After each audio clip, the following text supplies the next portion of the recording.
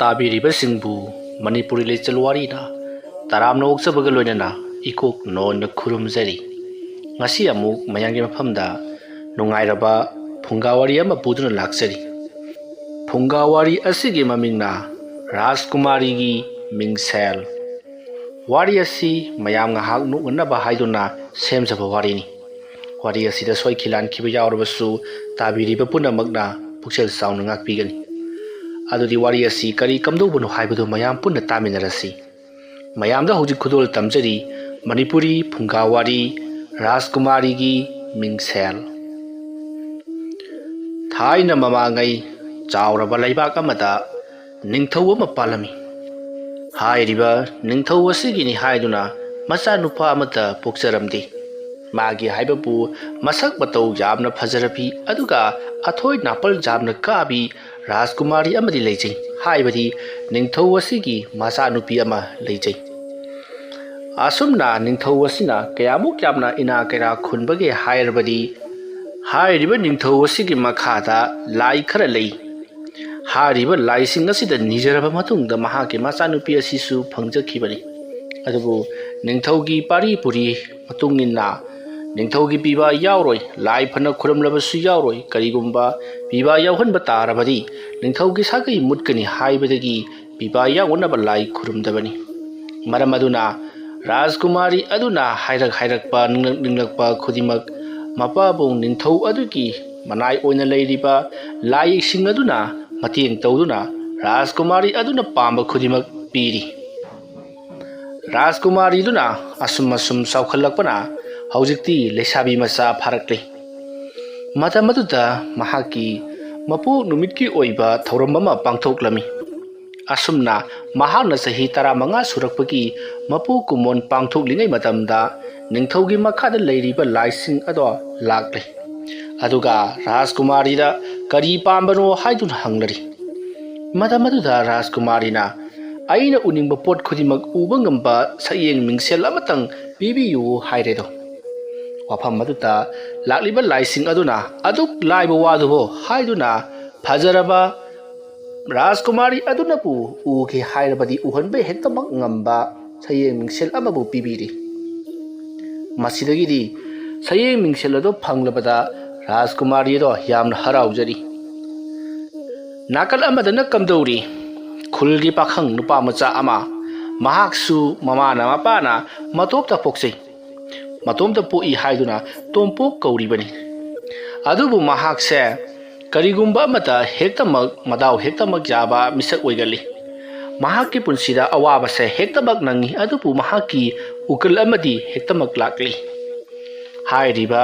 nupa macha asia masaksu yamna thiba mayang ikang kangladana manaton inam namladana mamit mana ilau lauraga maruga ikhoi khoredana yengbada yamna thiba misakni adubu sadebadi yadi thaktabadi yadi pungkak charoklabani namahaksu umangda chatuna sing chalagi haiduna leple maramaduna umangda chatuna sing chanba lakli mahakse masak thibada natana migasu kayalona ningdi maramaduna umangda matomta sing chanba lakli mahakna asumna sing chanba lakpada chaurba u amabu matik mapa chadana yange thorang tawruri matamaduda u pambi aduna hai nupa macha natik napa chadana karigi chaurba khongnangai bu yana ba thorang tawribano ai haige munataw nahakna aibu yanbi drabadi aina nangi hayeng wai sirba matamda aina nangi nateng sodana maki pangani adumna hairakpada nupa macha aduna aigi iteng pangani haiba phare nangdi yanbi roi asumna hairaga atopa u khari yale mahaki singjangado asum u yalaklabada maya tarakle maramaduna mahaki singjangado phenglagi khladuna karaija phengsige asum thirakpada umang adugi manakanda pukri achoba ma leiribadu ure pukri adugi manakta parap lakli matamadu nipa aduna khanjai haima aidi pukri oiraboi ningi siri chawraba patnidana masigi mataida leiriba nung amasida hektamak singjanga se phenglagi ising marang kaina leibrini nungairani asumna khalladuna mahaki singjangado asum phengi adumna mahakna singjang aduna phenglingaida Ikhang khanghaudana mafam aduda nga phaba makhoi khara lakle matam aduda nga phaba sing aduna nga ama pharami hariba nga sina aibu hatpi ganu hadno lauri bado nipa macha aduna tare poire matam aduda nga phaba sing adugi manakta changsinduna nga phaba mama khoi tadal khoi khura khoi masigi nga simadi thadok piramlo mahak aiga maru oibani wafam adu tabada nga phaba lakliba sing aduna kariruri ibungo aikhoi asuk tawba asuk phajaba nga si imana pongai de phadri ngasi di paisa yamda phanglagani haidana harauri bani aduga nangna thado khroka hairaga aikhon hektamak thado kadro wafam adu tabada nupa macha aduna phare aina ngasi yaluriba using ase nakoi gi loina oijaro masigi mamalna nga se ising thado pikro wafam adu tabada miyoi sing aduna phare nangi udo hana yenge nga asigi mamalga matiknaba yarabadi nangna haibadu inge asumna hainaraduna hojikti nga phaba miyoi singdo nipa macha aduna yaliba using adugi manakta lakle ngasai aina haijakibaduni nipa macha do ama natrak amada hektamang maraibak phai nupa macha sing haibadi moigi nga phariba nupa sing aduna lakpada nupa macha aduna yaliba using ado nupa macha aduna khangdabagi wani atangba cha chandal ngakta ma oiduna leiramle matam madu miyoi sing aduna phare na haki using sei khoi pukhrage nga se nangna thadokera sathokera tawjo horo hairam laga mokhoji thuna yanamak sing ado haibadi nupa macha aduna yaliba using ado yama thuna puraga chakre nupa macha aduna ihe moidi singsi yamna pamna pukhren he haidun lehori punamak khanglaba nga aduna itaw yamathuna aibu isinga amuka thada biu adamna hairakpada nipa macha aduna hoi itaw hajuna isinga thadokle ising yorabada nga aduna itaw nahak saw thungna pukchal chawkhridako nahana hawjik jaliba uwado kaithel da chatuni jolabadi nahakti mapok simagidi ningthau woduna bu leiba yaragadabani asuki matik mamal ta khraba cha chandal ngaktani adubu nangna aigi thawai kasulaiktaba asibu kananabagidamagta pithokriba sa namu pukchal chawba leiti wafam madu tarbada nupa macha aduna haima aida pithokhribadu tanglaba cha chandal oireko aine isha khangdana tawkhiba thabak aduna kayada chawrba mahi amamuk phangliba adumna murum solimei nga aduna phare taw nangsu murum solhori ngak solokho aisu chak lambana yadre ngathaidagi mona phajalaga thambagi ai cha amuta charu khige hayeng nangi siraklaba matamda aibu ningsinglau ngasigi dei chatle goodbye asi haram laga chatkri nupa macha aduna phai hanta mukti kari amuk lakpagi yenge aina kari gumba mathang u yalakpada ngasai aina yan khiba u aduga hek manaba thengnarabadi sodramak ketheda chatuna yonge asomna khalaga u mathang yalai hawjiki numisu tasalakle aduna mana ngamgadaba u khara puraga kaithena yonba lakle mahana yoliba u adudi isam chamba uni sa chandal natti aduna isam chamba paisada adumak sitli masigi matung nakal amadana kamdauri rajkumari adugi luhong khongdongnaba matam jausalakle maramaduna pandit maichau amadi laising aduna ningthauda nange nacha nupi ama leiriba se luhong khongdong matam jaure aduna hawjikti board interview tawba yaragani karigumbada nange nacha nupi na pamlaba nupa aduda thajagadabani maduna taba tarabadi leibaga ase kangkhong chaigadawribani aduna leipak ki mantri sing amadi ningthau singi macha masu punamak kaukhatlaga nange nacha nupi da selection tawhalasi wafam madu tabada ningthauna sumi mayamna habiriba punamak ai loinamak phap tajare aduna aigi chanupigi wafam amatangdi tajakhige adumna hairabada ningthauna machanupibu darbarda laganaba yathang tawkhre mikup khargitung rajkumari do yamna kina magi manainubi singa phajaraba mahaki sanana leiting oiriba mingsal adu paiduna lakle matam madu ningthauna hai aigi nungsi thoirabi sa nupi law changau nangi natangda karigo wafam mama khangnaramnibani wafam madu tabada rajkumari aduna kari nuni apokpa aigi matangda wa khanarami haribasibo natini mapalamda mahita muso kaina haigadoribro ehe nate bema wakhaldo nangi bhap to namda chakre ꯑꯩꯈꯣꯏꯒꯤ ꯃꯟꯇ꯭ꯔꯤꯁꯤꯡ ꯕꯣꯔꯗ ꯃꯟꯇ꯭ꯔꯤꯁꯤꯡ ꯐꯝꯅꯥꯏꯕꯁꯤꯡ ꯑꯩꯈꯣꯏ ꯃꯌꯥꯝꯅ ꯇꯥꯟꯅꯕꯗ ꯅꯪ ꯑꯁꯤ ꯍꯧꯖꯤꯛꯇꯤ ꯂꯨꯍꯣꯡ ꯈꯣꯡꯗꯣꯡ ꯃꯇꯝ ꯌꯧꯔꯦ ꯃꯔꯝ ꯑꯗꯨꯅ ꯅꯍꯥꯛꯁꯤ ꯀꯔꯝꯕ ꯅꯨꯄꯥꯗ ꯀꯔꯝꯕ ꯂꯩꯕꯥꯛꯇ ꯄꯤꯁꯤꯒꯦ ꯍꯥꯏꯗꯨꯅ ꯑꯩꯈꯣꯏ ꯑꯗꯨꯛ ꯃꯤꯇꯤꯡ ꯇꯧꯔꯝꯂꯤꯕꯅꯤ ꯍꯥꯏꯌꯨ ꯅꯪꯒꯤ ꯈꯪꯅ ꯆꯥꯟꯅꯕ ꯅꯪꯒꯤ ꯕꯣꯏ ꯐ꯭ꯔꯦꯟꯒ ꯂꯩꯔꯕꯗꯤ ꯑꯩꯈꯣꯏꯗ ꯑꯗꯨꯛ ꯍꯥꯏꯌꯨ ꯋꯥꯐꯝ ꯑꯗꯨꯗ ꯔꯥꯖꯀꯨꯃꯥꯔꯤ ꯑꯗꯨꯅ ꯀꯗꯥꯏꯗꯒꯤ ꯋꯥꯅꯣꯗ ꯑꯩꯒꯤꯗꯤ ꯀꯅꯥꯝ ꯂꯩꯇꯦ ꯇꯧꯒꯤꯝꯁꯨꯡ ꯑꯩꯅ ꯄꯥꯝꯖꯕ ꯅꯨꯄꯥꯗꯤ ꯑꯩꯅ ꯈꯟꯒꯅꯤ ꯅꯤꯡꯊꯧꯅ ꯀꯝꯗꯧꯅ ꯁꯦꯂꯦꯛꯁꯟ ꯇꯧꯒꯗꯧꯔꯤꯕꯅꯣ ꯋꯥꯐꯝ ꯑꯗꯨꯗ ꯔꯥꯖꯀꯨꯃꯥꯔꯤꯅ ꯃꯣꯃꯣꯟ ꯅꯣꯛꯇꯨꯅ ꯈꯨꯝꯃꯤ ꯃꯤꯡꯁꯦꯜ ꯑꯗꯨ ꯊꯥꯡꯒꯠꯇꯨꯅ ꯎꯔꯕꯔ ꯄꯥꯕꯨꯡ ꯃꯤꯡꯁꯦꯜ ꯑꯁꯤꯒꯤ ꯃꯇꯦꯡꯅ ꯑꯩꯅ ꯃꯇꯤꯛ ꯆꯥꯕ ꯅꯨꯄꯥ ꯑꯗꯣ ꯈꯟꯒꯗꯧꯔꯤꯕꯅꯤ ꯑꯩꯅ ꯍꯥꯏꯒꯅꯤ ꯑꯩꯒꯤ ꯏꯅꯥꯛꯇ ꯃꯥꯒꯤ ꯅꯨꯄꯤ ꯑꯣꯏꯖꯔꯒꯦ ꯍꯥꯏꯗꯨꯅ ꯂꯥꯛꯄ ꯅꯨꯄꯥꯁꯤꯡꯗꯨꯗ ꯃꯈꯣꯏꯅ ꯂꯣꯠꯅꯤꯡꯕ ꯃꯐꯝꯗ ꯂꯣꯠꯂꯨꯆꯣ ꯀꯔꯤꯒꯨꯝꯕ ꯑꯩꯅ ꯈꯪꯕ ꯉꯝꯂꯕꯗꯤ ꯃꯈꯣꯏ ꯑꯗꯣ ꯑꯩꯒꯤ ꯏꯔꯨꯖꯅꯅꯕ ꯏꯁꯤꯡ ꯁꯣꯛꯄ ꯊꯥꯒꯗꯧꯔꯤꯕꯅꯤ ꯍꯥꯏꯕꯗꯤ ꯑꯩꯒꯤ ꯃꯤꯅꯥꯏ ꯑꯣꯏꯒꯗꯧꯔꯤꯕꯅꯤ ꯑꯗꯨꯅ ꯍꯥꯏꯔꯤꯕ ꯋꯥꯐꯝ ꯑꯁꯤꯕꯨ ꯉꯝꯂꯕꯗꯤ ꯉꯝꯂꯤꯕ ꯃꯤꯁꯛ ꯑꯗꯨꯗ ꯑꯩꯅ ꯁꯣꯏꯗꯅꯃꯛꯀꯤ ꯂꯨꯍꯣꯡꯒꯗꯧꯔꯤꯕꯅꯤ ꯃꯆꯥꯅꯨꯄꯤꯒꯤ ꯋꯥꯐꯝ ꯑꯗꯨ ꯇꯥꯕꯗ ꯃꯄꯥꯅ ꯄꯥꯜꯂꯣꯍꯦ ꯏꯆꯥꯅꯨꯄꯤ ꯅꯪꯒꯤ ꯕꯣꯔꯗ ꯁꯦꯂꯦꯛꯁꯟ ꯑꯁꯤꯗꯤ ꯑꯉꯛꯄ ꯐꯪꯅ ꯅꯨꯡꯉꯥꯏꯒꯗꯧꯔꯤ ꯑꯗꯨꯒ ꯃꯤꯅꯥꯏ ꯀꯌꯥ ꯑꯃꯁꯨ ꯐꯪꯒꯗꯧꯔꯤ ꯐꯔꯦ ꯅꯅꯤꯡ ꯇꯧꯖꯧ ꯑꯗꯨꯝꯅ ꯍꯥꯏꯔꯛꯄꯗꯒꯤꯗꯤ ꯂꯩꯕꯥꯛ ꯁꯤꯟꯕ ꯊꯨꯡꯅ ꯂꯥꯎꯊꯣꯛꯂꯤ ꯑꯇꯣꯞꯄ ꯂꯩꯕꯥꯛꯁꯤꯡꯗꯁꯨ ꯏꯃꯦꯜꯗ ꯊꯥꯈꯤꯗꯨꯅ ꯃꯊꯪ ꯄꯥꯎ ꯌꯧꯈ꯭ꯔꯦ ꯄꯥꯎ ꯑꯗꯨ ꯍꯦꯛ ꯐꯪꯕꯒ ꯔꯥꯖꯀꯨꯃꯥꯔꯤ ꯑꯗꯨꯒꯤ ꯃꯁꯛ ꯑꯗꯣ ꯍꯦꯛ ꯎꯕꯒ ꯃꯌꯥꯝ ꯄꯨꯝꯅꯃꯛ ꯃꯔꯤ ꯂꯣꯏꯅꯃꯛ ꯂꯥꯛꯅꯔꯤ ꯍꯥꯏꯅꯈꯤꯕꯒꯤ ꯃꯇꯨꯡꯏꯟꯅ ꯔꯥꯖꯀꯨꯃꯥꯔꯤ ꯑꯗꯨꯅ ꯃꯍꯥꯛꯀꯤ ꯍꯩꯖ ꯁꯤꯡꯖꯕ ꯀꯌꯥ ꯄꯨꯊꯣꯛꯇꯨꯅ ꯂꯣꯠꯆꯔꯨꯔꯣ ꯀꯔꯤꯒꯨꯝꯕ ꯑꯩꯅ ꯅꯨꯃꯤꯠ ꯇꯥꯕ ꯐꯥꯎꯕꯒꯤ ꯃꯅꯨꯡꯗ ꯈꯪꯕ ꯉꯝꯂꯕꯗꯤ ꯅꯈꯣꯏꯕꯨ ꯑꯩꯅ ꯃꯤꯅꯥꯏ ꯑꯣꯏꯅ ꯂꯧꯁꯤꯟꯒꯅꯤ ꯑꯗꯨꯒ ꯀꯔꯤꯒꯨꯝꯕ ꯑꯩꯅ ꯐꯣꯡꯕ ꯉꯝꯗ꯭ꯔꯕ ꯑꯗꯨ ꯑꯣꯏꯔꯒꯅ ꯍꯥꯏꯕꯗꯤ ꯅꯣꯏꯅ ꯂꯣꯠꯄꯗꯣ ꯑꯩꯅ ꯈꯪꯕ ꯉꯝꯗ꯭ꯔꯕ ꯑꯗꯨ ꯑꯣꯏꯕ ꯇꯥꯔꯒꯗꯤ ꯅꯈꯣꯏꯒꯤ ꯅꯈꯣꯡ ꯈꯥꯗ ꯍꯤꯡꯗꯨꯅ ꯅꯈꯣꯏꯒꯤ ꯇꯥꯂꯣꯏ ꯑꯣꯏꯒꯅꯤ ꯑꯗꯨꯝꯅ ꯍꯥꯏꯔꯛꯄ ꯋꯥꯐꯝ ꯑꯗꯨꯗ ꯂꯥꯛꯂꯤꯕ ꯔꯥꯖꯀꯨꯃꯥꯔꯁꯤꯡ ꯑꯗꯨꯅ ꯍꯦꯔꯥ ꯅꯪꯅ ꯈꯪꯗꯅꯕ ꯂꯣꯠꯄꯕꯨ ꯀꯌꯥ ꯃꯌꯦꯛ ꯆꯪꯕꯅꯣ ꯂꯣꯠꯀꯦꯁꯦ ꯍꯥꯏꯗꯨꯅ ꯃꯊꯪ ꯂꯣꯏꯅꯃꯛ ꯂꯣꯠꯈ꯭ꯔꯦ ꯑꯗꯨꯕꯨ ꯃꯍꯥꯛꯀꯤ ꯃꯤꯡꯁꯦꯜ ꯑꯗꯨꯒꯤ ꯃꯇꯦꯡꯅ ꯃꯊꯪ ꯏꯔꯥꯏ ꯂꯥꯏꯅ ꯂꯣꯏꯅꯃꯛ ꯈꯪꯗꯣꯛꯂꯦ ꯍꯧꯖꯤꯛꯇꯤ ꯔꯥꯖꯀꯨꯃꯥꯔꯁꯤꯡ ꯑꯗꯣ ꯔꯥꯖꯀꯨꯃꯥꯔꯤ ꯑꯗꯨꯒꯤ ꯃꯤꯅꯥꯏ ꯑꯣꯏꯗꯨꯅ ꯏꯁꯤꯡ ꯍꯣꯟꯗꯨꯅ ꯃꯄꯨꯟꯁꯤ ꯂꯦꯜꯂꯛꯂꯤ ꯑꯁꯨꯝꯅ ꯆꯠꯊꯔꯛꯄꯅ ꯍꯧꯖꯤꯛꯇꯤ ꯐꯅ ꯀꯨꯏꯅ ꯆꯠꯊꯔꯛꯂꯤ ꯀꯅꯥ ꯑꯃꯠꯇ ꯔꯥꯖꯀꯨꯃꯥꯔꯤ ꯑꯗꯨꯒꯤ ꯃꯤꯡꯁꯦꯜ ꯑꯗꯨꯒꯤ ꯃꯃꯥꯡꯗ ꯃꯥꯏꯊꯤꯔꯦ ꯀꯅꯥ ꯑꯃꯠꯇ ꯃꯥꯏ ꯄꯥꯛꯄ ꯉꯝꯖꯗ꯭ꯔꯦ ꯔꯥꯖꯀꯨꯃꯥꯔꯤ ꯑꯗꯨꯅ ꯄꯥꯔꯤꯕ ꯃꯤꯡꯁꯦꯜ ꯑꯗꯨꯗꯗꯤ ꯃꯍꯥꯛꯅ ꯌꯥꯊꯪ ꯑꯃꯨꯛꯇꯪ ꯇꯧꯈꯤꯕꯗ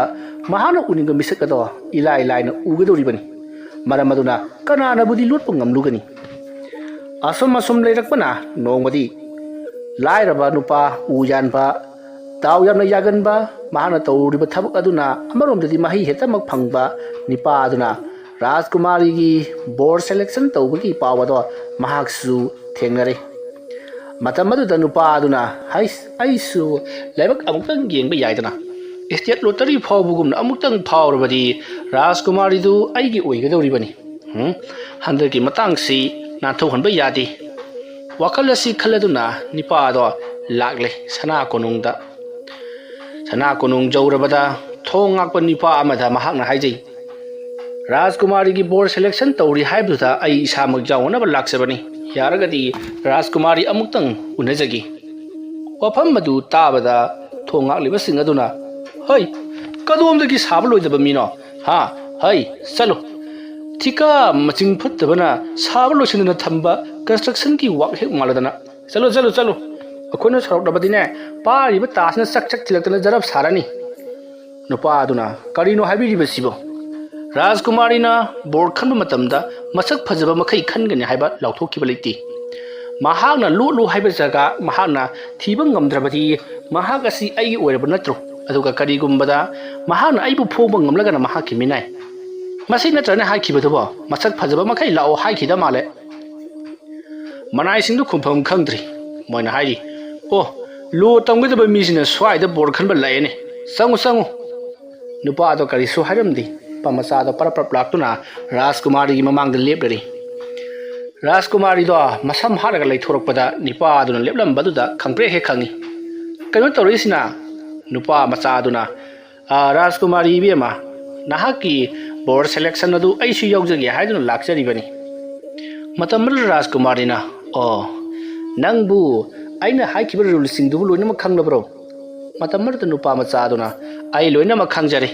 numit chuppa man lotpada karigumba thiba phangdrabadi sanai be mabu ai gi yumda lakum singum khara chakhairam laga pukhiba haibasi chumlabani Rajkumari aduna saurapna hai karigumba ngamdragadi ai gi minai nupa macha aduna khumi hoi ngamdragabudi adom don thaba tabani wafam masta yana aduna Rajkumari na fare fare adudi nangonda aina anirak lotpagi matam pibige fare ngasigi oina nang locharuro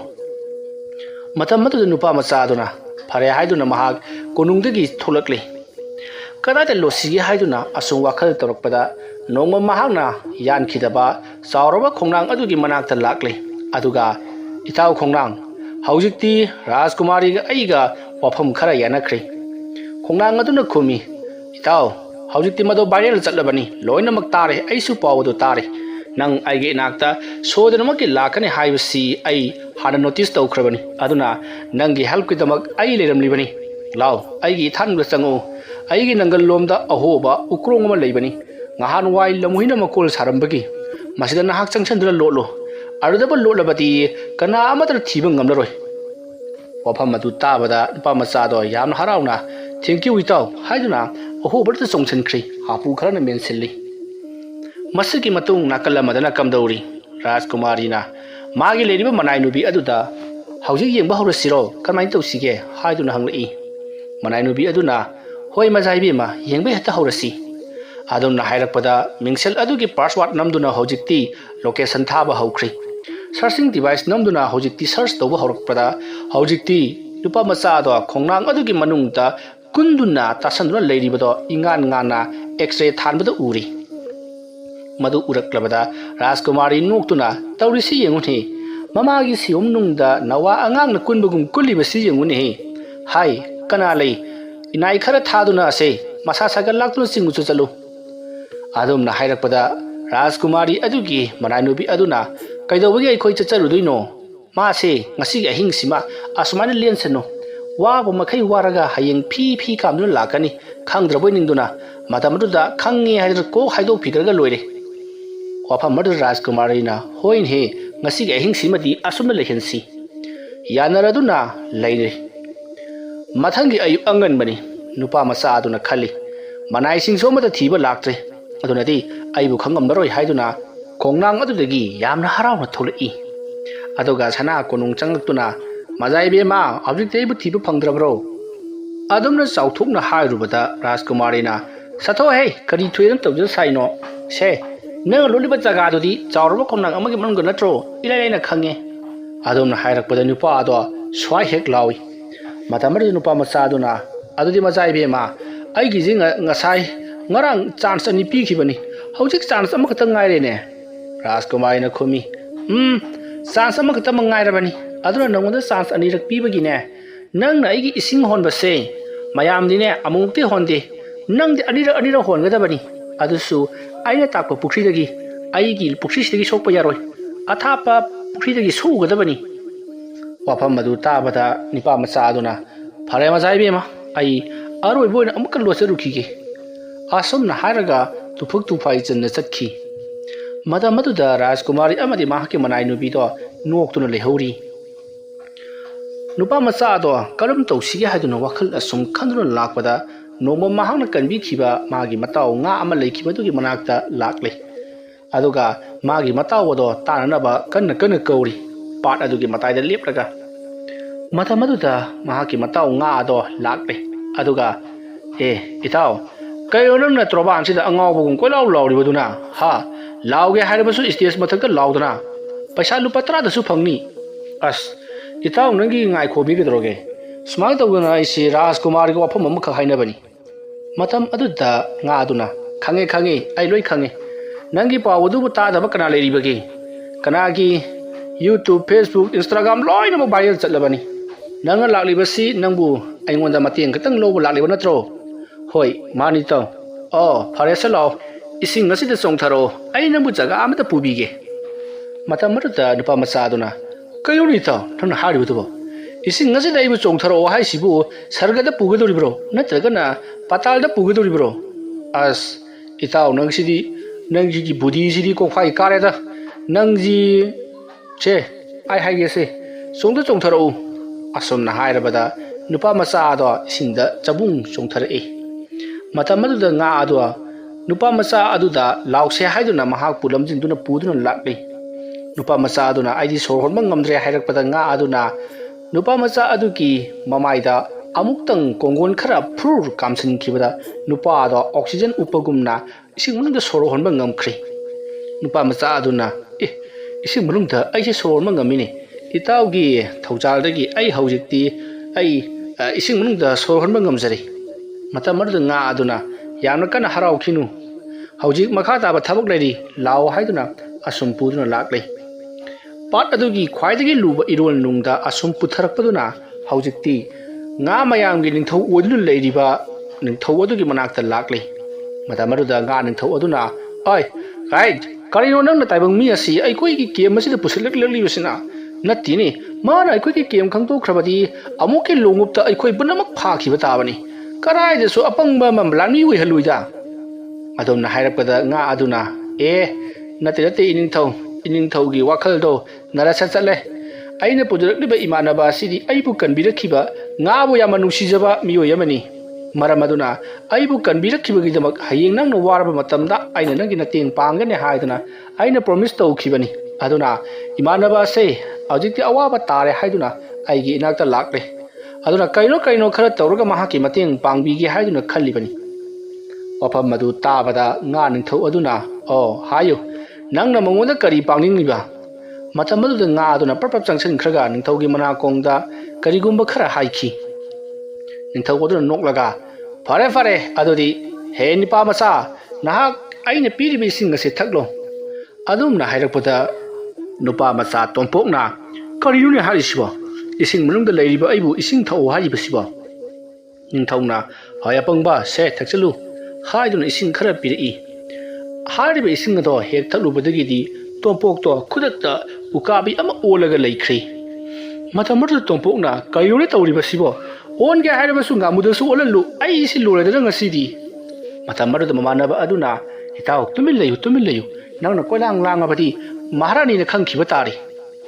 ꯑꯁꯨꯝꯅ ꯍꯥꯏꯔꯛꯄꯗ ꯇꯣꯝꯄꯣꯛꯇꯣ ꯇꯨꯃꯤꯟꯅ ꯂꯩꯈ꯭ꯔꯤ ꯁꯣꯝꯗꯅ ꯀꯝꯗꯧꯔꯤ ꯔꯥꯖꯀꯨꯃꯥꯔꯤ ꯑꯗꯨꯅ ꯃꯅꯥꯏꯅꯨꯕꯤ ꯑꯗꯨꯗ ꯍꯧꯖꯤꯛ ꯊꯤꯕ ꯍꯧꯔꯁꯤꯔꯥ ꯍꯥꯏꯗꯨꯅ ꯍꯥꯏꯔꯛꯄꯗ ꯃꯅꯥꯏꯅꯨꯕꯤ ꯑꯗꯨꯅ ꯍꯣꯏ ꯍꯧꯔꯁꯤ ꯍꯥꯏꯗꯨꯅ ꯍꯧꯖꯤꯛꯇꯤ ꯃꯍꯥꯛꯀꯤ ꯁꯦꯇꯦꯂꯥꯏꯠ ꯌꯥꯎꯔꯕ ꯃꯤꯡꯁꯠ ꯑꯗꯣ ꯍꯧꯖꯤꯛꯇꯤ ꯑꯣꯄꯟ ꯇꯧꯗꯨꯅ ꯅꯨꯄꯥ ꯃꯆꯥ ꯑꯗꯨꯕꯨ ꯊꯤꯕ ꯍꯧꯔꯛꯏ ꯑꯁꯨꯝ ꯊꯤꯔꯛꯄꯗ ꯐꯪꯕ ꯀꯧꯕ ꯃꯔꯩꯇ꯭ꯔꯤ ꯅꯨꯃꯤꯠꯇꯤ ꯑꯁꯨꯝ ꯇꯥꯁꯜꯂꯛꯀꯗꯧꯔꯤ ꯃꯇꯝ ꯑꯗꯨꯗ ꯃꯍꯥꯔꯥꯅꯤ ꯔꯥꯖꯀꯨꯃꯥꯔꯤ ꯑꯗꯣ ꯃꯤꯄꯥꯏ ꯊꯕꯥꯏꯕ ꯍꯧꯔꯛꯂꯤ ꯃꯥꯒꯤ ꯃꯅꯥꯏꯅꯨꯕꯤꯗ ꯍꯥꯏꯔꯤ ꯀꯔꯥꯏꯗꯅꯣꯅꯦ ꯃꯗꯨꯒꯤ ꯅꯨꯄꯥ ꯃꯆꯥ ꯑꯗꯨꯅ ꯂꯣꯠꯂꯤꯕꯗꯨꯕꯣ ꯀꯌꯥ ꯍꯥꯏꯅ ꯂꯣꯠꯂꯤꯕꯅꯣ ꯌꯦꯡꯉꯣ ꯍꯥꯏꯕꯅꯤꯗ ꯑꯩꯒꯤ ꯃꯤꯡꯁꯦꯜ ꯑꯁꯤꯅ ꯊꯤꯕ ꯐꯥꯎꯕ ꯐꯪꯗꯦ ꯋꯥꯅꯤ ꯑꯁꯨꯝꯅ ꯍꯥꯏꯔꯒ ꯃꯤꯡꯁꯦꯜ ꯑꯗꯨꯗ ꯍꯟꯖꯤꯟ ꯁꯔꯆ ꯇꯧꯗꯨꯅ ꯊꯤꯔꯛꯂꯤ ꯃꯇꯝ ꯑꯗꯨꯗ ꯔꯥꯖꯀꯨꯃꯥꯔꯤ ꯑꯗꯨꯒꯤ ꯃꯅꯥꯏꯅꯨꯕꯤ ꯑꯗꯨꯅ ꯁꯅꯥꯏꯕꯦꯝꯃꯅ ꯉꯁꯥꯏꯗꯒꯤ ꯊꯤꯔꯤꯕꯁꯦ ꯂꯩꯀꯪꯗ ꯑꯁꯨꯝ ꯊꯤꯗꯨꯅ ꯂꯩꯔꯦ ꯑꯗꯨꯅ ꯂꯥꯏꯖ ꯏꯔꯣꯟꯅꯨꯡꯗ ꯑꯃꯨꯛꯇ ꯊꯤꯁꯤ ꯑꯗꯨꯝꯅ ꯍꯥꯏꯔꯛꯄꯗ ꯔꯥꯖꯀꯨꯃꯥꯔꯤ ꯑꯗꯨꯅ ꯍꯣꯏꯅꯦꯍꯦ ꯅꯪꯅ ꯍꯥꯏꯕ ꯆꯨꯝꯃꯤꯅꯦ ꯍꯥꯏꯗꯨꯅ ꯂꯥꯏꯖ ꯏꯔꯣꯟꯅꯨꯡꯗ ꯑꯃꯨꯛ ꯌꯦꯡꯂꯛꯏ ꯑꯗꯨꯝꯅ ꯌꯦꯡꯂꯛꯄꯗ ꯍꯧꯖꯤꯛꯇꯤ ꯈꯪꯂꯦ ꯅꯨꯄꯥ ꯃꯆꯥ ꯑꯗꯣ ꯂꯦꯝꯂꯩ ꯉꯥ ꯃꯔꯛꯇ ꯂꯩꯔꯦ ꯍꯥꯏꯕꯁꯤ ꯑꯗꯨꯕꯨ ꯀꯔꯝꯕ ꯃꯈꯜꯒꯤ ꯉꯥ ꯑꯣꯟꯗꯨꯅ ꯂꯩꯔꯤꯕꯅꯣ ꯍꯥꯏꯕꯗꯤ ꯈꯪꯗꯕꯅꯤꯅ ꯅꯨꯄꯥꯅ ꯑꯣꯟꯕꯗꯤ ꯉꯥꯃꯨ ꯑꯣꯜꯂꯝꯒꯅꯤ ꯄꯣꯔꯣꯝ ꯑꯣꯜꯂꯝꯒꯅꯤ ꯍꯥꯏꯗꯨꯅ ꯉꯥꯃꯨ ꯉꯀ꯭ꯔꯥ ꯄꯣꯔꯣꯝꯅꯆꯤꯡꯕꯗ ꯑꯁꯨꯝ ꯌꯦꯡꯗꯨꯅ ꯂꯩꯔꯤ ꯑꯗꯨꯛ ꯌꯥꯝꯈ꯭ꯔꯕ ꯄꯥꯠ ꯑꯗꯨꯗ ꯂꯩꯔꯤꯕ ꯉꯥ ꯃꯌꯥꯝꯗꯣ ꯑꯁꯨꯝ ꯊꯤꯅꯔꯤꯉꯩꯗꯗꯤ ꯃꯊꯪꯒꯤ ꯅꯣꯡ ꯉꯥꯟꯈ꯭ꯔꯤ ꯃꯍꯥꯔꯥꯅꯤ ꯔꯥꯖꯀꯨꯃꯥꯔꯤ ꯑꯗꯣ ꯃꯊꯥ ꯑꯔꯣꯏꯕꯤꯗ ꯁꯥꯔꯤ ꯀꯔꯤꯅꯨꯡꯒꯤ ꯃꯉꯣꯟꯗ ꯆꯥꯟꯁ ꯑꯅꯤꯔꯛ ꯄꯤꯔꯨꯕꯅꯣ ꯍꯥꯏꯗꯨꯅ ꯇꯛꯁꯤ ꯁꯣꯜꯂꯤ ꯃꯇꯝ ꯑꯗꯨꯗ ꯏꯅꯨꯡ ꯉꯥꯜꯂꯛꯂꯕꯗꯗꯤ ꯅꯨꯄꯥ ꯃꯆꯥ ꯑꯗꯨꯁꯨ ꯇꯥꯏꯕꯪ ꯃꯤ ꯑꯣꯟꯊꯣꯔꯛꯇꯨꯅ ꯃꯍꯥꯛꯀꯤ ꯍꯥꯟꯅꯒꯤ ꯇꯣꯝꯄꯣꯛ ꯑꯗꯨ ꯑꯣꯟꯊꯣꯔꯛꯇꯨꯅ ꯏꯁꯤꯡꯗ ꯐꯥꯎꯒꯠꯂꯛꯂꯤ ꯑꯗꯨꯒ ꯔꯥꯖꯀꯨꯃꯥꯔꯤ ꯑꯗꯨꯒꯤ ꯃꯅꯥꯛꯇ ꯂꯥꯛꯂꯤ ꯃꯍꯥꯛꯁꯨ ꯋꯥꯈꯜꯗꯤ ꯏꯅꯨꯡ ꯅꯨꯡꯉꯥꯏꯇꯦ ꯑꯃꯨꯛ ꯈꯪꯂꯝꯗꯅ ꯍꯥꯏꯗꯨꯅ ꯃꯇꯝ ꯑꯗꯨꯗ ꯔꯥꯖꯀꯨꯃꯥꯔꯤ ꯑꯗꯨꯅ ꯍꯥꯏ ꯇꯣꯝꯄꯣꯛ ꯁꯤꯗ ꯂꯥꯎ ꯑꯁꯨꯝꯅ ꯀꯧꯁꯜꯂꯤ ꯇꯣꯝꯄꯣꯛꯅ ꯈꯜꯂꯤ ꯈꯪꯈ꯭ꯔꯦꯗꯅ ꯍꯥꯏꯗꯨꯅ ꯃꯇꯝ ꯑꯗꯨꯗ ꯔꯥꯖꯀꯨꯃꯥꯔꯤꯅ ꯅꯍꯥꯛꯅ ꯂꯣꯠꯂꯤꯕꯗꯣ ꯑꯩ ꯂꯣꯏ ꯈꯪꯉꯤ ꯅꯍꯥꯛ ꯄꯥꯠ ꯃꯅꯨꯡꯗ ꯉꯥ ꯑꯣꯟꯗꯨꯅ ꯂꯣꯠꯄ ꯅꯠꯇ꯭ꯔꯣ ꯑꯗꯨꯝꯅ ꯍꯥꯏꯔꯛꯄꯗ ꯇꯣꯝꯄꯣꯛ ꯆꯨꯝꯃꯦꯗꯅ ꯁꯤꯗꯤ ꯍꯥꯏꯗꯨꯅ ꯃꯊꯥ ꯌꯥꯝꯅ ꯁꯥꯖꯔꯤ ꯑꯩꯅ ꯍꯥꯏꯈꯤꯕꯗꯨꯅꯤ ꯇꯣꯝꯄꯣꯛꯀꯤꯗꯤ ꯃꯍꯥꯛꯀꯤ ꯗꯁꯥ ꯑꯃ ꯇꯥꯔꯛꯄꯗ ꯃꯍꯥꯛꯀꯤ ꯎꯄꯥꯏ ꯑꯃ ꯍꯦꯛꯇꯃꯛ ꯂꯥꯛꯏ ꯍꯥꯏꯕꯗꯨꯅꯤ ꯃꯇꯝ ꯑꯗꯨꯗ ꯏꯈꯪ ꯈꯪꯍꯧꯗꯅ ꯇꯣꯝꯄꯣꯛꯀꯤ ꯋꯥꯈꯜꯗ ꯂꯥꯛꯄꯗꯒꯤ ꯀꯔꯤꯒꯨꯝꯕ ꯑꯃ ꯅꯤꯡꯁꯤꯡꯂꯛꯄꯗꯒꯤ ꯃꯥꯅ ꯔꯥꯖꯀꯨꯃꯥꯔꯤꯗ ꯍꯪꯉꯤ ꯔꯥꯖꯀꯨꯃꯥꯔꯤ ꯏꯕꯦꯝꯃ ꯑꯩꯅ ꯑꯣꯜꯂꯤꯕ ꯉꯥꯗꯨ ꯀꯔꯝꯕ ꯃꯈꯜꯒꯤ ꯉꯥꯅꯣ ꯍꯥꯏꯕꯗꯨ ꯑꯃꯨꯛꯇꯪ ꯍꯥꯏꯕꯤꯌꯨ ꯔꯥꯖꯀꯨꯃꯥꯔꯤ ꯑꯗꯨꯅ ꯀꯔꯝꯕ ꯃꯈꯜꯒꯤ ꯉꯥ ꯑꯣꯟꯈꯤꯕꯅꯣ ꯍꯥꯏꯕꯗꯨꯗꯤ ꯈꯪꯍꯧꯗꯕꯅꯤꯅ ꯃꯍꯥꯛ ꯍꯥꯏꯕ ꯉꯝꯗ꯭ꯔꯤ ꯑꯃꯃꯨꯛ ꯍꯥꯏ ꯑꯁꯨꯝ ꯇꯧꯗꯨꯅ ꯂꯩꯔꯤ ꯃꯇꯝ ꯑꯗꯨꯗ ꯅꯤꯄꯥꯃꯆꯥ ꯑꯗꯨꯅ ꯏꯕꯦꯝꯃ ꯂꯣꯏꯅꯃꯛ ꯂꯥꯜꯂꯦ ꯑꯩꯅ ꯑꯣꯟꯈꯤꯕꯗꯣ ꯉꯥꯄꯤ ꯑꯃ ꯑꯣꯟꯗꯨꯅ ꯂꯩꯈꯤꯕꯅꯤ ꯍꯧꯖꯤꯛꯇꯤ ꯑꯩꯅ ꯉꯝꯂꯕꯅꯤꯅ ꯅꯍꯥꯛ ꯑꯁꯦ ꯂꯀꯨꯝ ꯁꯤꯡꯒꯨꯝ ꯈꯔ ꯆꯈꯥꯏꯔꯝꯂꯒ ꯑꯩꯒꯤ ꯁꯦꯒꯥꯏꯔꯕ ꯇꯤꯂꯥꯏꯈꯣꯝꯕꯤ ꯃꯀꯣꯜ ꯑꯗꯨꯗ ꯄꯨꯕ ꯇꯥꯕꯅꯤ ꯍꯥꯏꯗꯨꯅ ꯍꯧꯅ ꯅꯣꯛꯂꯤ ꯁꯣꯝꯗꯗꯤ ꯔꯥꯖꯀꯨꯃꯥꯔꯤ ꯑꯗꯣ ꯃꯊꯥ ꯑꯔꯣꯏꯕꯤꯗ ꯁꯥꯔꯤ ꯍꯥꯏꯈꯤꯕꯒꯤ ꯃꯇꯨꯡꯏꯟꯅ ꯑꯩ ꯅꯉꯣꯟꯗ ꯂꯩꯔꯒꯅꯤ ꯍꯥꯏꯗꯨꯅꯁꯨ ꯋꯥꯁꯛꯂꯤ ꯑꯁꯨꯝꯅ ꯇꯧꯗꯨꯅ ꯅꯤꯡꯊꯧꯅ ꯃꯆꯥꯅꯨꯄꯤ ꯑꯗꯨꯕꯨ ꯂꯨꯍꯣꯡ ꯈꯣꯡꯗꯣꯡ ꯇꯧꯕꯤꯔꯤ ꯑꯗꯨꯕꯨ ꯔꯥꯖꯀꯨꯃꯥꯔꯤ ꯑꯗꯨꯅ ꯈꯜꯂꯨꯕꯒꯤ ꯑꯣꯟꯅ ꯇꯩꯅꯕꯗ ꯍꯥꯏꯕꯗꯤ ꯃꯍꯥꯛꯅ ꯈꯜꯂꯨꯔꯤꯕꯅ ꯅꯨꯄꯥ ꯑꯗꯨꯒꯤ ꯃꯌꯨꯝꯗ ꯂꯩꯔꯕꯗꯤ ꯑꯋꯥ ꯑꯅꯥ ꯇꯥꯗꯨꯅ ꯃꯍꯥꯛꯀꯤ ꯃꯜꯂꯕ ꯈꯥꯡꯄꯣꯛꯁꯪ ꯑꯗꯨꯗ ꯂꯩꯒꯅꯤ ꯈꯜꯂꯨꯕꯅꯤ ꯑꯗꯨꯕꯨ ꯅꯤꯡꯊꯧꯅ ꯑꯁꯨꯛ ꯌꯥꯝꯅ ꯂꯣꯠꯄ ꯍꯩꯕ ꯑꯩꯒꯤ ꯏꯆꯥꯅꯨꯄꯤꯒꯤ ꯂꯥꯏꯒꯤ ꯃꯤꯡꯁꯤꯜ ꯑꯁꯤꯅ ꯐꯥꯎꯕ ꯊꯤꯕ ꯉꯝꯗꯕ ꯃꯇꯤꯛ ꯃꯌꯥꯏ ꯂꯩꯕ ꯅꯨꯄꯥ ꯑꯁꯤꯕꯨ ꯂꯦꯝꯅ ꯃꯥꯡꯍꯟꯕ ꯍꯧꯅꯗꯦ ꯍꯥꯏꯗꯨꯅ ꯃꯍꯥꯛꯀꯤ ꯐꯖꯔꯕ ꯀꯣꯅꯨꯡꯒ ꯃꯥꯟꯅꯔꯕ ꯌꯨꯝ ꯑꯃꯁꯨ ꯁꯥꯕꯤꯗꯨꯅ ꯌꯥꯝꯅ ꯅꯨꯡꯉꯥꯏꯅ ꯄꯥꯜꯍꯟꯈꯤ ꯋꯥꯔꯤ ꯑꯁꯤ ꯃꯇꯥꯡ ꯑꯁ꯭ꯋꯥꯏꯗ ꯂꯣꯏꯁꯤꯟꯖꯔꯤ ꯑꯩꯒꯤ ꯋꯥꯔꯤ ꯑꯁꯤꯗ ꯃꯌꯥꯝꯅ ꯈꯤꯇꯪ ꯇꯥꯕ ꯅꯨꯡꯉꯥꯏꯅꯕ ꯍꯥꯏꯗꯨꯅ ꯋꯥꯍꯩ ꯋꯥꯇꯥ ꯈꯔ ꯌꯥꯎꯁꯤꯟꯕ ꯑꯁꯤꯗ ꯍꯦꯟꯖꯤꯟꯕ ꯌꯥꯎꯔꯕꯁꯨ ꯇꯥꯕꯤꯔꯤꯕꯁꯤꯡꯅ ꯄꯨꯛꯆꯦꯜ ꯆꯥꯎꯅ ꯉꯥꯛꯄꯤꯒꯅꯤ ꯑꯁꯣꯏ ꯑꯔꯥꯟ ꯌꯥꯎꯔꯕꯁꯨ ꯄꯨꯛꯆꯦꯜ ꯆꯥꯎꯅ ꯉꯥꯛꯄꯤꯒꯅꯤ ꯃꯇꯨꯡ ꯇꯥꯔꯛꯄꯗꯁꯨ ꯅꯨꯡꯉꯥꯏꯕ ꯋꯥꯔꯤ ꯀꯌꯥ ꯑꯃ ꯄꯨꯗꯨꯅ ꯂꯥꯛꯆꯒꯦ ꯉꯁꯤꯒꯤꯗꯃꯛꯇꯗꯤ ꯃꯌꯥꯝꯕꯨ ꯑꯔꯣꯏꯕꯗ ꯑꯃꯨꯛꯀ ꯍꯟꯅ ꯈꯨꯔꯨꯝꯖꯔꯤ